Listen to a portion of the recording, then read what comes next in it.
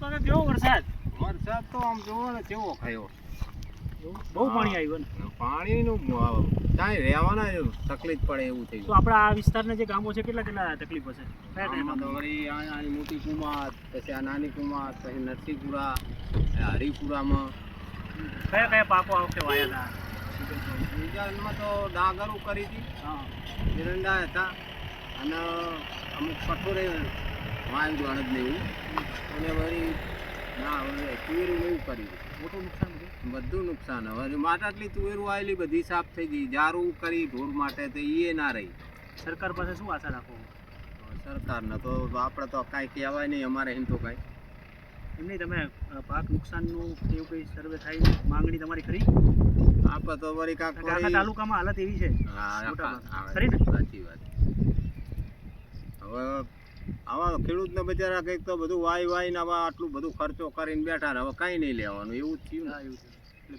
તકલીફ પડે ને હવે આપણા બીજી દર વખતે આ પાણી જે આવતું હોય કાયમ ક્યાંથી આવતું હોય? પાણી તો આટલું બધું નહીં આવતું હમણાં જ હા. આવ્યું આટલું બધું વરસાદના હિસાબે જ હશે ને? હા વરસાદના હિસાબે જ આ ઉત્તર ગુજરાત ને કડી બાજુ વરસાદ વધારે પડ્યો હા એનું પાણી બધું આની બાજુ વળી ગયું એમ એનું નુકસાન અમને વધારે લાગે અને આટલું પાણી તો કોઈ જિંદગીમાં નથી, નહીં ઓછું આવે. આવે પાણી હોય પણ ઓછું આવે ઓછું આવે તો ઘરોને નુકસાન કરી કે હા ઘરોને નુકસાન ખરી જ ને મારા ઘરમાં જ આટલું પાણી હતું બરોબર અમે ઘરમાં રહેતા પણ શું ઓલું પાકું મકાન એટલે એટલે વાંધો ના આવે હવે ઢોરના મારા આ ઢોર આ લઈને આવવા પડે બોલો અહીં ઢોરને ખવડાવવું કેવી રીતે પાણીમાં તો ખાય નહીં અને ચારે ચાય હા જે માહિતી આપવા બદલ આભાર હો. હા કાકા.